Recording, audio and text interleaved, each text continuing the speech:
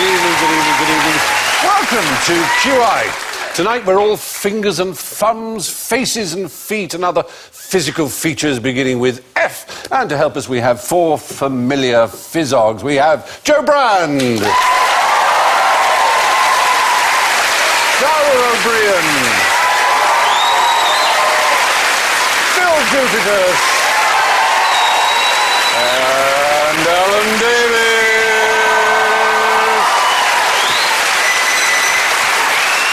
So it's fingers at the ready, please. Let's face the music and buzz. Phil goes. 20 tiny fingers, 20 tiny toes.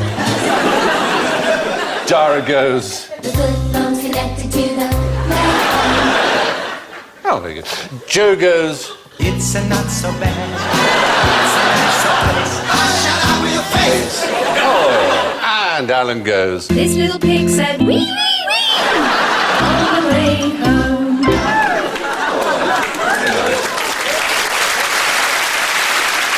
Now, we have a special forfeit word. If you use a particular F word at any stage of the season... Oh,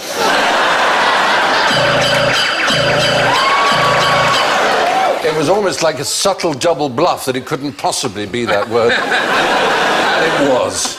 So there's your forfeit, I'm afraid. Now, Alan, do you enjoy fargling? Am I fargling now? No, I hope you're about to. They're fargling. F-A-R-G-L-I-N-G.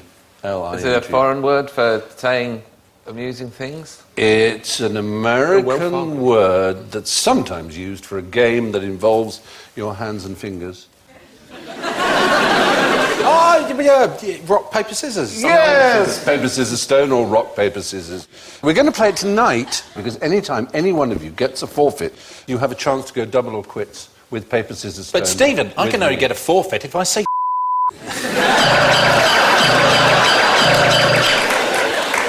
Paper, scissors, stone, then. And you'll double your forfeit if you lose, and you will halve it if you win. 1, 2, 3. Oh! It's a draw. By the way, does anyone know, incidentally, what is the best opening move of paper, scissors, stone? If you say, you go first. Very good. Very good. Is it having a real rock? That might work. I bet people do stone first. Is stone the most common? Interestingly, people think stone is the most common sometimes, so they... supposedly, Should they go paper, according so to the you new go scientists, scissors? the best tactic is to play scissors, because many people know that rock is a common opening, so they play paper. They think you'll do rock. Though now everybody knows that, everyone will start with scissors, of course. Always making sure you play it with the Saudi shoplifter. They could only do rock, couldn't they? Yeah.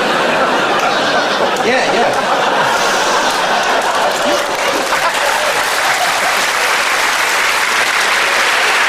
Yes, exactly. Avoid playing it with Abu Hamza, because then you... Abu Hamza can't do... Abu Hamza can only do question mark. Rock, paper, quizzical expression.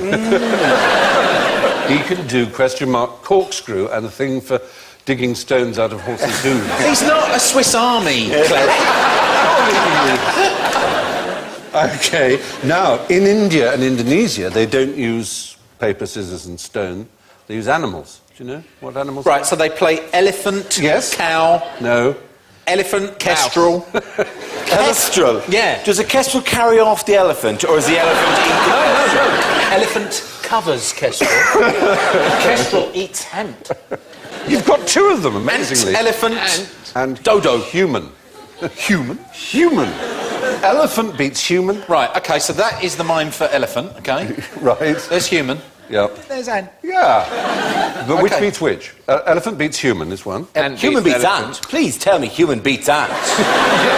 Human does beat ant, but ant beats elephant. How does ant beat elephant? They're scary. In the same way that mice supposedly frighten elephants, ants frighten elephants. They go, No, they don't. well, they're said to. All right, suspend disbelief. Yeah, because after all, paper doesn't really beat stone, does it? It does in the game. That's an engineering question I'm not prepared to answer. Fair enough. There you are. That's Fargling for you. Now, right, from fingers to facial features. We're going to try a scientific experiment now. So you all have a pencil in front of you, I hope.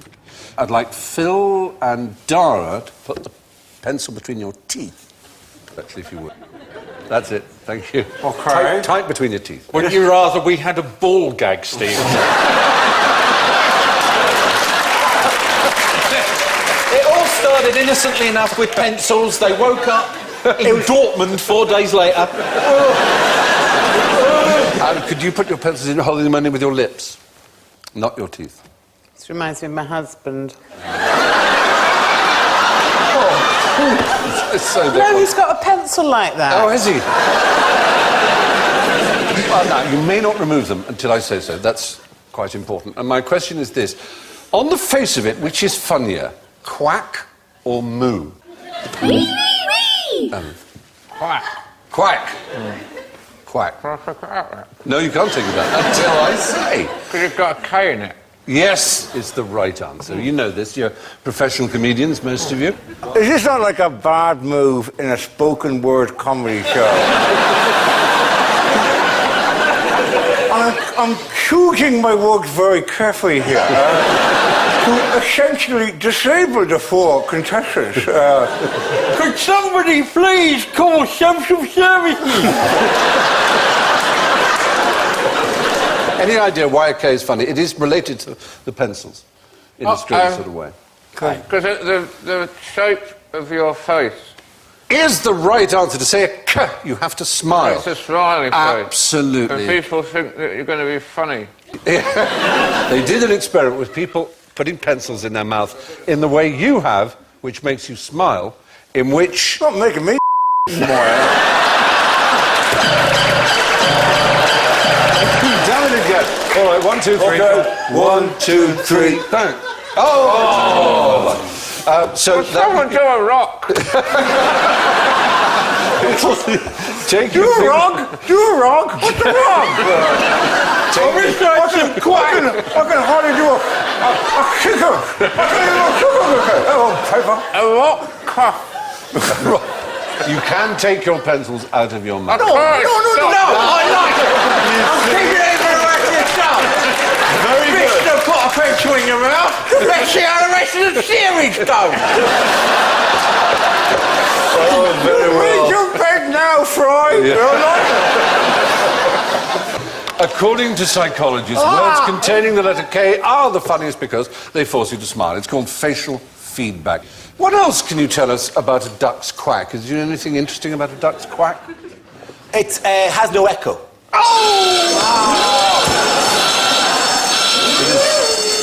Commonly held misapprehension, unfortunately. A man from Salford University actually put a duck in a reverberation chamber in order to find out if this was true, because it is so prevalent a myth, but they do have an echo. They do echo. Ducks echo. I'm going to take one to Canterbury Cathedral. I'm just going to get a big old duck and take it and just poke it. Just try out yourself. Why should we believe the things you say on this quiz, Steve? A man took one to a chamber and Tested them. No, let's test ourselves. I approve of your empirical zeal. Now, back to faces. What's the ideal way to kiss a Frenchman? A French man. With their consent. Very well put. A nice young man. I really mean just as a greeting in the way that French and European people do. Yes. How many? 2 in Paris, 3 in rural France. And if you go to very rural France, it can be kiss, kiss, kiss, kiss. You can do it Yeah, 4 very times. good. I will give you your points there. I have it as 2 in central and southern France and 4 in the northern country parts, Brittany. Well, I clearly found an There may be a intermediate place 3. with it, like a 3, three, certainly. yeah. 3 is true in Belgium and Holland. Yes, you're absolutely right. They always do 3 And there. now the snogging forecast for in France. As you Brittany, 1, some saliva. Paris, 2, occasional tongue. But outlying areas, 4, some pregnancy. Yes. And 5 is Corsica, I suppose. Surely they don't kiss each other 5 times, do they? They really have little to do in Corsica, do they? Can you tell me what sort of person kisses 5 times? Of course I can. I'm sorry. I'm very sorry. I think you might have to go now. Yeah, I think But at least they know what it is. I mean, I don't know what it is here. If you're unsure about whether to do 1 cheek or 2, the best way to deal with it is to cup their genitals while you're doing it. And they won't mind how many kisses. They won't even be thinking about it. Just cut them lightly. Yes, uttering the words, carry a bag, sir.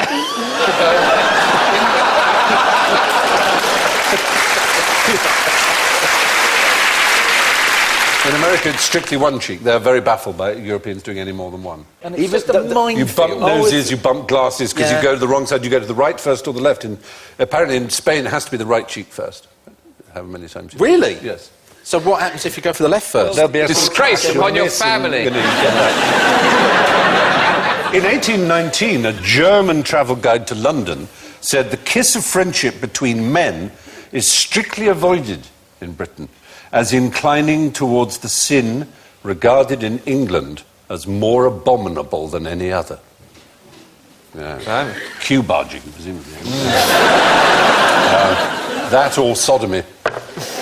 They're the top 2, aren't they? Yeah, really. Sodomy, particularly if it's a queue for sodomy. Yes. Cut in. Yeah. Don't cut in on the buggery line. Excuse me. Due next. Thank you very much. Man, I thought the Northern line was bad, but the buggery line, wow. Oh, dear. No seats! Oh, Jesus. Now, to another set of people who like to kiss one another, what can you tell about a footballer from the size of his fingers? Joe. Is it his position on the WAG penetration index? My goodness me. Very good. Right, hang on. There's always something about the index being longer than the one the other side of the... Yes, you're right. It's the ratio between fingers 2 and 4 is known as the 2D and 4D. It's actually kind of difficult to do the ratio between fingers 2 and 4 without being incredibly rude to whoever happens to be in the room at the same time. Well, there's an academic, and isn't there always, who has devoted 35 years of his academic life to determining things about humans on the basis of the ratio, the lengths of their something to do with what testosterone and estrogen do to your finger lengths seems to be important, and his name is Dr. John Manning of the University of Liverpool. Did he take the duck into the echo chamber? He wasn't the same. That sounds so much like a euphemism, I don't know where. Is this the cue for taking the duck into the echo chamber? Is it true that there's so much estrogen in the water supply now that we're being rendered impotent and lots more people are now turning gay? No, that's just you. I want an explanation for the rapidly swelling size of my man bosoms, and that may well be it. So many women are on the pill and they're urinating bits of estrogen into the water. Could you not do that, down the drains? No. I quite like the idea of you going into Rigby and Peller. Hello. Conceal them. Lift and separate. Actually, no, you should do just for a laugh, because they've got a woman with a very faint trace of an Austrian accent in Rigby and Peller who can tell the size of your bosoms just by looking at them, right? Oh, wow. And I went in and she just said to me, go on then, take all your top bits off. I was like, oh, OK. And I did, and she went, oh, not as bad as I'd imagined. Thanks for that backhanded compliment, madam. Obviously, balls in socks. Sorry. So what did you make of my fulsome pair of fun bags? Can you imagine? They're pretty good, aren't they? No, I think there's a fair amount going on. Please, Stephen, I am already pitching a semi. Any more of this talk and I'll be knocking the desk over. Anyway, apparently, according to Dr. John Manning of the University of Liverpool, the 2D/4D ratio, such as is on that photograph behind me, is predictive of infertility, autism, dyslexia, migraine, stammering, immune dysfunction, myocardial infarction and breast cancer even, as well as perceived dominance and masculinity, but not attractiveness, and including things like possibly psychopathic tendencies and ability at football. But continuing on our footy theme, what does a thorny devil do with his feet? Do any of you know what a thorny devil might be? Is a thorny devil, is it a lizard? It is a lizard. Is Well it that done. one that goes all on alternate feet to stop the heat? It's not alone as a lizard in doing that. In fact, we may even have footage of the very attractive animals doing that very thing that you're mentioning there. Sorry. I'm sorry, I kind of coughed and sneezed and wet myself all at the same time. And that's what that noise. I think the fiver is mine. Can I just ask, because I just don't know this, is there a facility for men to wet themselves when they cough? Does that ever happen? What do you mean? Like facility? like a place you'd go. There's a felicity. It's a wonderful, warm feeling. Do men wet themselves when they cough, when they get old? Shit themselves? Sometimes we do poo a little bit when we cough, sometimes. But I only just sometimes. wondered. Sometimes you wet yourself if you dream about going to the toilet. Yes. Yes. Yeah, we've all... Yeah, And as you... You're dreaming about going to the toilet, you've got to try and wake up really. I don't think it's that way. I think it's the dream that did it to be honest. I think he wanted to go to the toilet and the dream just kind of worked itself around the fact that... I agree. I think they're post-facto dreams like that, aren't they? I think your body decides to go, no, I'm getting rid of this, and your dream kind of went, well, let's weave it into the narrative, shall we? There's definitely an early warning. You were briefly an Arthurian knight, but now you're really desperately going to go to the toilet. So take I off was the once suit. on a boat with Elvis Presley. Oh, this is within a dream. Oh, thank you. And I was chatting to Elvis Presley, and then I said, excuse me, I've got to go to the toilet, and I went to bed. Alan, wake up, Alan. Alan, wake up. Alan. You're peeing all over yourself. He was said to wear... Didn't he wear nappies? In his Elvis? final unhappy days, I believe, he wore diapers. I wouldn't be that unhappy with a nappy, would you? I would, actually. There's always the moment when he's on stage where you could actually tell, where he went, "Will I have a blue Christmas tree without you?"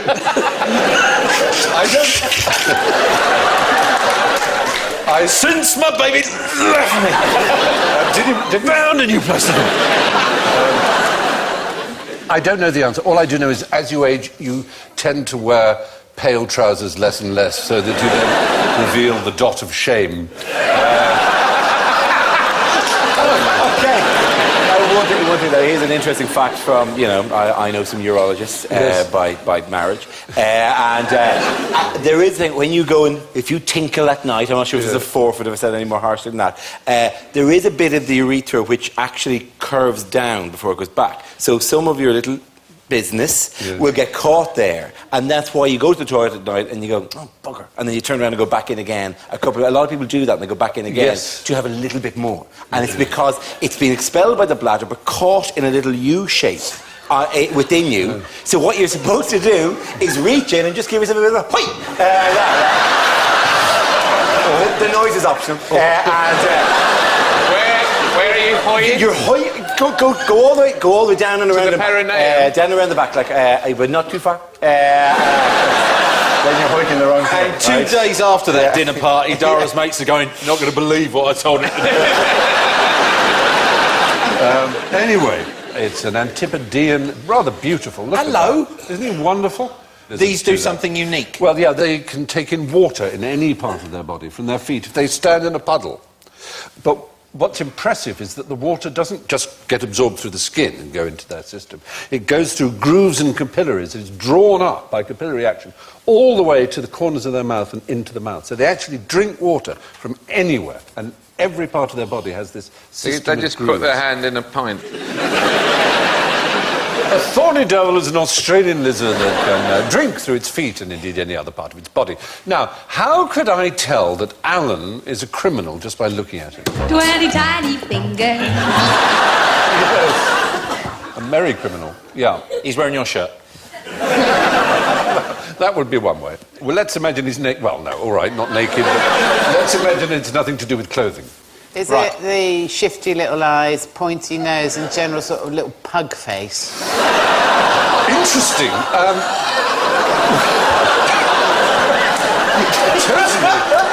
A totally unfair reading. Never seen you happier. Never been happier. The happiest I've ever seen you. That one's been building up for over 20 years. Not letting this one out on Pus came telly. out of that bottle. One day I'm really going to tell you what I think of it. When will that opportunity arrive? Go on. Is this like the phrenology? Well, in fact, I have a I've got a phrenological. head. Everyone has one of these. Everyone has one of these. This is a heads. copy of the original. The Melbourne jail, they've got casts of Ned Kelly and all the murderers. Absolutely, because in the 19th century, not only phrenology, but of the face, physiognomy, the art of reading character through the face was taken terribly seriously. Is it his ears? Something to do with his ears? Nose. Well, I'll tell you, the father of physiognomy was, of course, one of Alan's best friends, Aristotle. According to what he said about the face and character, your curly hair signifies someone who is dull of apprehension, soon angry and given to lying and mischief. Cool, you thought Joe was bad? Yeah. The distance between your eyebrows, as worked out by the QI elves, is that you are hard-hearted, envious, close and cunning, addicted to cruelty more than love. Oh. Dara. Yes? He who has a large, full forehead and a little round withal, destitute of hair, or at least that has little on it, is bold, malicious, high-spirited, full of choler, apt to transgress beyond bounds, and yet of good wit and very apprehensive. There you are. You threw me a little bun there at the end, didn't you? Yes. It was like, you are a scumbag, scumbag, scumbag, scumbag, couple of gags, scumbag, scumbag, essentially. Exactly, basically. Whereas Phil, he whose hair groweth thick on his temples and his brow is by nature simple, vain, luxurious, lustful, credulous, clownish in his speech and conversation, and double chin shows a peaceable disposition, but Think on. vain, credulous, a great supplanter, and secret in all your actions. And not to mention peckish. Yeah. Well, there is that. Joe, one whose hair is of reddish complexion, is for the most part, if But not it's always, hair dye. proud, deceitful, detracting, venerous, and full of envy. Venerous. Yes, as in venereal, sort of. Disease. Yes, to do with.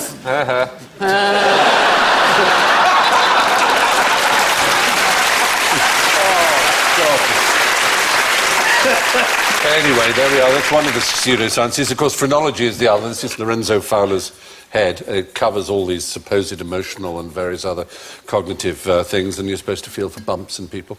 Now, largely, and indeed, if not wholly discredited. Duncan, of course. Do you remember Duncan in Macbeth?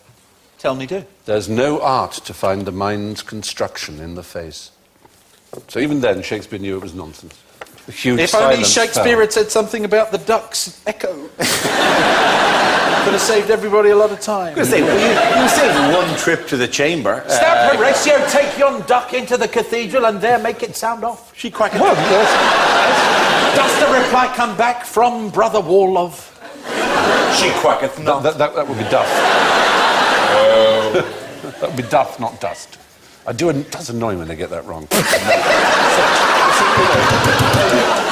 Doth you or dost he, and dost thou. It's not difficult. Art thou? English lit U, Basic. English language C. Good luck, my friend. 1, 2, 3. Oh, we did it! You and me with the scissors!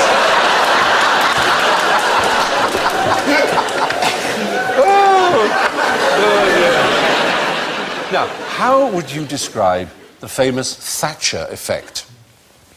Yes, you get the country to bend over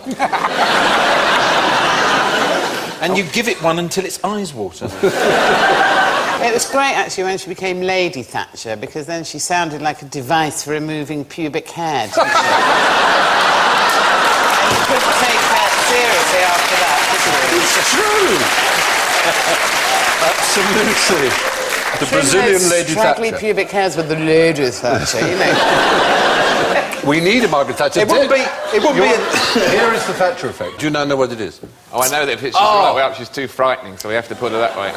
Well, The eyes look the same upside down as they do the right way up. No, they only look sympathetic. it's an interesting point. Now, what it is, it's our ability to read faces. Some people in the audience, some people at home may have noticed that on one of those pictures, two of the major features of the face are actually inverted in her upside-down picture. So if we were to turn them around now, you'll see the mouth. what you were looking at was that. Burn the witch! This was Peter Thompson at the University of York, largest plastic bottom lake in Europe. Sorry, it's just... You said that for a bet.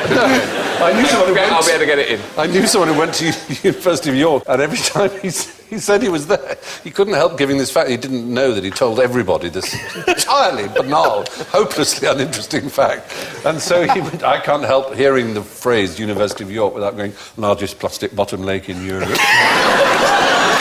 So anyway, Peter Thompson at the University of York, largest plastic bottom lake in Europe. Wouldn't it be awful if we discovered it's now been supplanted by some other lake, plastic-bottomed or not? In what way would that possibly be awful? Well, it would just be so sad for York. What does it have it to boast now? There's a bloke from the University University of York, third largest plastic-bottom lake in Europe. It just doesn't have the same bloke ring. from the University of Baden-Baden. Hello? I have news. Oh, großen Lake mit den bigen Plastik. Right. Haha, York. Haha.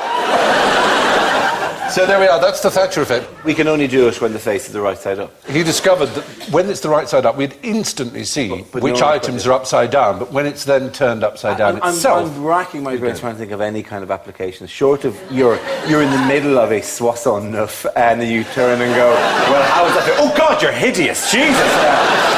You looked fine when we started, but this is ridiculous. Application's hard to say, but as you know, these things sometimes emerge, and here, for example, is Alan. Turn it upside down, please, now. You never would have guessed, would you? That's astounding, isn't it? That's a face you don't want to see after a 69, isn't it? It's a real worry. Facial recognition is indeed a natural human instinct. We see faces everywhere in cloud formations and so on. Here are some little examples. Perhaps you can tell me what you think the faces are. They're always, by the way, Jesus or Mary. Well, these that's things, right. Yeah. The middle one is a Virgin Mary and a piece of toast. Actually, most people see Marlene Dietrich in the middle one. Yeah. If you look closely, I think it does look like Marlene. On the left, The moon. it's actually Mars, and people see, yes, the Madonna or something in there. And on the right, Jesus. You can only say Jesus like that when you say the baby before. I know, it's usually equal baby Jesus. Baby Jeebus. Baby Jeebus, yeah. Oh, Baby Jeebus. Yeah. My saviour, actually. You make Richard Dawkins look like a Buddhist.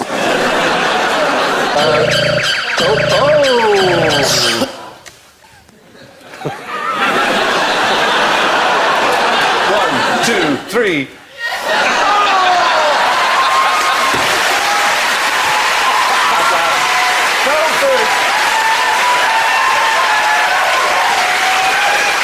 Thank you, Jesus. Thank you. But the Thatcher effect makes it difficult for one to detect inverted features in an upside-down face. Now, here's an equally famous face, but what happened to her eyebrows? Tell me. They got repaired. They're shaved off in a hen weekend.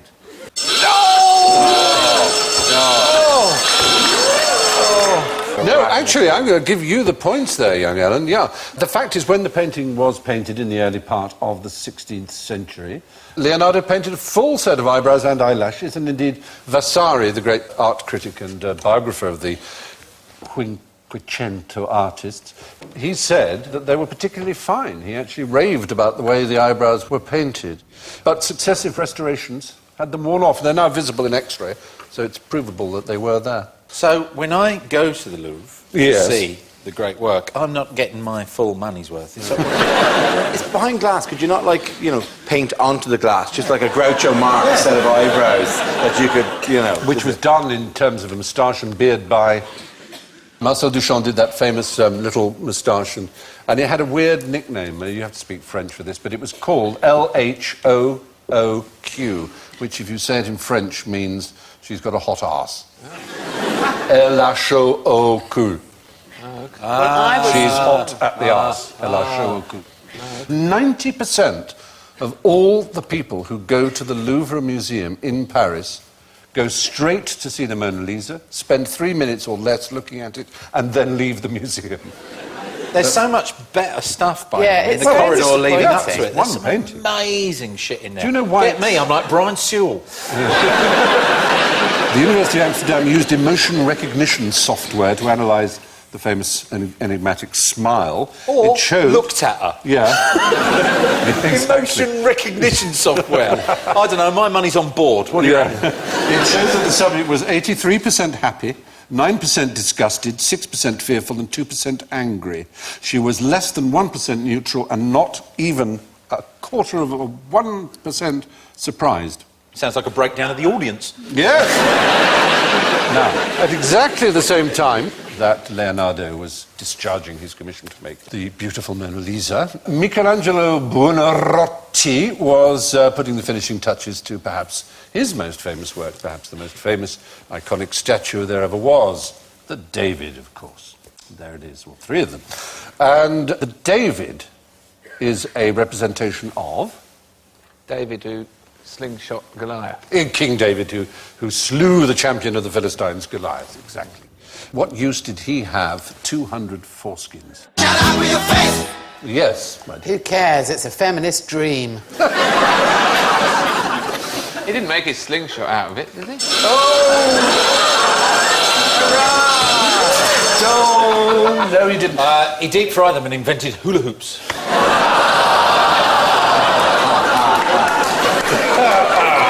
We said calamari there as well. There was a rabbi who saved up all the foreskins for all his the moil, the brists, and he dried them. He made a wallet out of them. Yeah, but it was amazing. If you stroked it, it became a briefcase. Hey, no! Shush. You keep that up, kid. I'll have you playing the big drums. Anyway, no, this is, we're biblical here. Who was David's great patron, and whom did he actually then succeed as king of Israel, king of Judea? Saul. Saul, King Saul, very good. Saul was, as kings did in the Bible, grew very jealous of David, although he was the one who brought him up from shepherd boy to great general. I was going to say shepherd's bush. Did he come from shepherd's bush? David Ben Jesse. I can't slay these, father. What are you thinking about? So Saul grew very jealous and basically wanted him slain in battle. So he said to him, you can marry my daughter, but as a dowry I want 100 foreskins from Gentile Philistines. And he went into battle, he got 200, would you believe? Then Saul gave him his daughter Michal in marriage, which is unfortunate end of the bargain, but there you are. But once he's got the 100, why did he then think, sure, I might Good just get another 100? You know, just in 101. case. Oh, come on, another one. Yeah. You can't. They Well, are you have to very kill them, Moorish. couldn't you just... They really are. They are. They're like chocolate hobnobs. You can't. Anyway, let's put our best foot forward into the final furlong of general ignorance. So be careful not to put your foot in it, but put your fingers on the mushroomoids.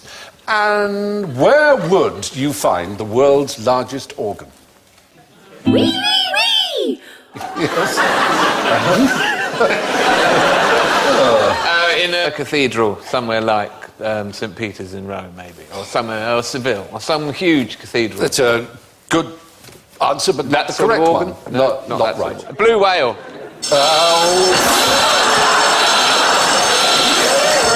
I'm sorry. No, we 6 do years in a a row. musical instrument. It's never been a blue whale, ever.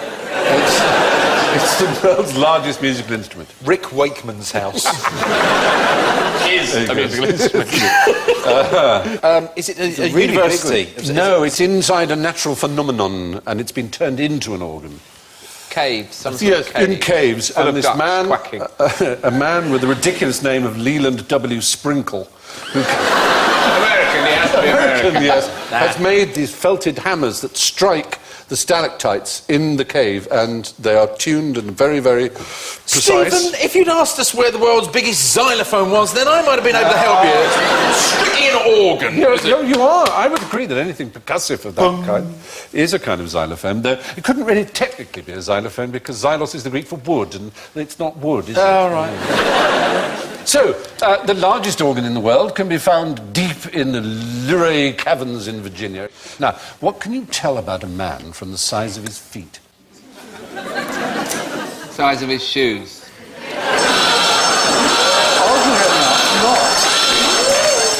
That's not just because we thought people would say that. It's genuinely not true. Most people wear the wrong size shoes. That sounds bizarre, but apparently that's true. Because they're unaware of how their feet change size over the... I'm sorry that isn't true, because I have size 13 feet, but it isn't apparently true in all cases. Apparently the size of your hands is in proportion to the size of your feet, though there are many other views. One is that your foot size is the same from the point of your elbow to your arm. It's exactly that. Why do people think that your cock's to do with your foot size? It was a rumour started by clowns. You know what I say? Big shoes, big penis. As they come in the room. Oh, baby. Dear. What do we measure feet in Britain? Obviously, the 1, 2, 3. What is that? You measure them in a little slidey thing. Yeah, but what is the unit? What is the unit? A fraction of the slidey thing. Yes. It's called a barleycorn. It's a third of an inch. Barleycorn? A barleycorn is each one. So if you're a size 12, you're a barleycorn bigger than size 11, or 2 barleycorns bigger than a size 10. Why do they ever tell you that down the shoe shop? I think they probably are not aware of the fact. If I go into Dulcis tomorrow and go, good vendor of shoes, how many barleycorns am I this fine day? And then I point my foot at them, I'm going to get short change at Lakeside. I have size 13 feet as well, which is an absolute plague because most shoe production goes up to 11, maybe possibly 12 when you go into shops. So every time I go in, I go, do you have them in anything in size 13? I get a speech where they go, you might find it difficult to find shoes in that size. And you do look at them and go, really? Because this is the first day I've had size 13 feet. Yesterday, I had size, a birthday present. I had size 9, and then I played poker with the witch. Hideously wrong, and now I've got these things. But thank you for setting me straight. Do they not go, Good sir, you're a barleycorn too far for this shop, I'll wager. We're not having a barleycorns. Onwards to Big Rome's Freak Foot Outlet, where the clowns buy their shoes. Listen for the... Come in, you are welcome here. Titchy feet. behave yourselves. Now, good, shoes. So how many muscles are there, incidentally, in your fingers? How many? 20 tiny fingers. One if you play your cards right.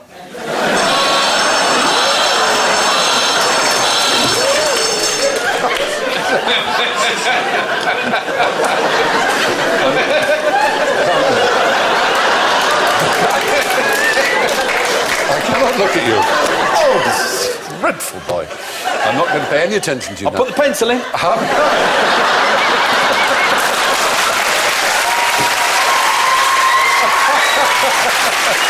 Oh, Lord bless you. Oh, Richard Fry. You're so dirty. None.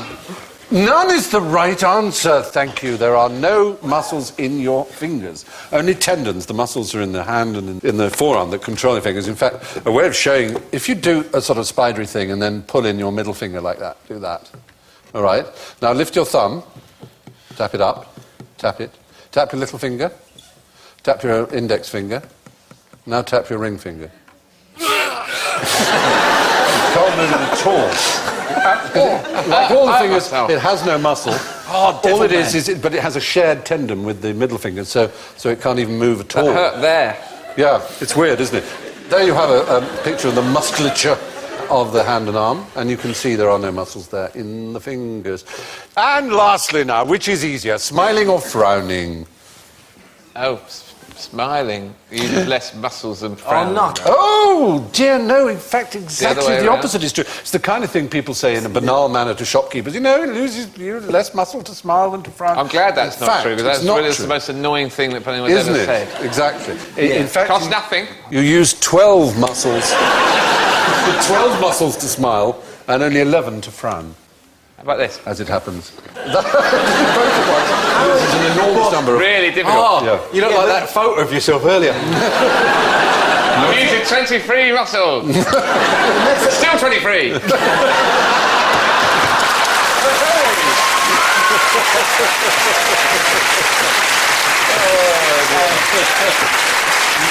Let's see now. It is the most hideously irritating thing going. Oh, you know, it's like a friend is a stranger you haven't met yet. That kind of people who say that kind of Tea towels. Yeah. About people go, well, and you do want to go. Well, how many muscles exactly does it take? Do you know really? Come on, man. All right. Just because it's a crazy childhood dream. I've always wanted to beat you in rock, paper, scissors. Okay, so have we done one? No. Okay, sorry. 1, 2, 3.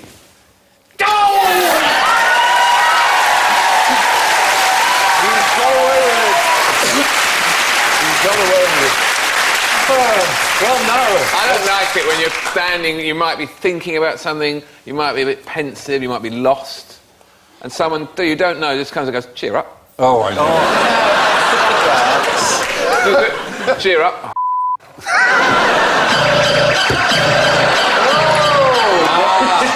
Place your bets, ladies and gentlemen. Place your bets. What way will Davis go? Current trend. He's been talking stone all night. You've been talking stone all night. You think it's going to be stone? All Gonna be right. stone. Her 1, her 2, her 3, her whoa!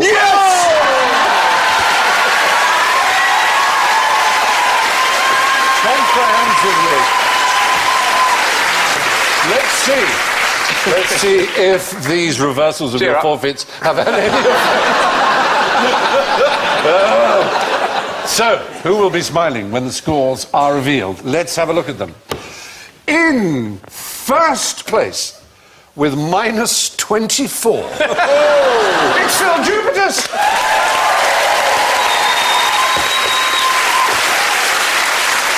In second place, with minus 26, is Joe Brand. In third place, with minus 28, Dara O'Brien.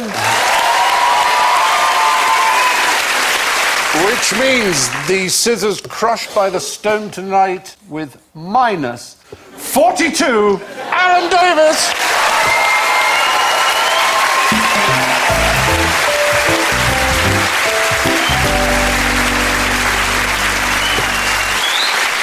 Anyway, it's thanks to Phil, Dara, Joe and Alan, and I leave you with this face-saving story. Abraham Lincoln was once accused of being two-faced, and he replied, if I were two-faced, do you think I'd be wearing this one? Thank you and good night.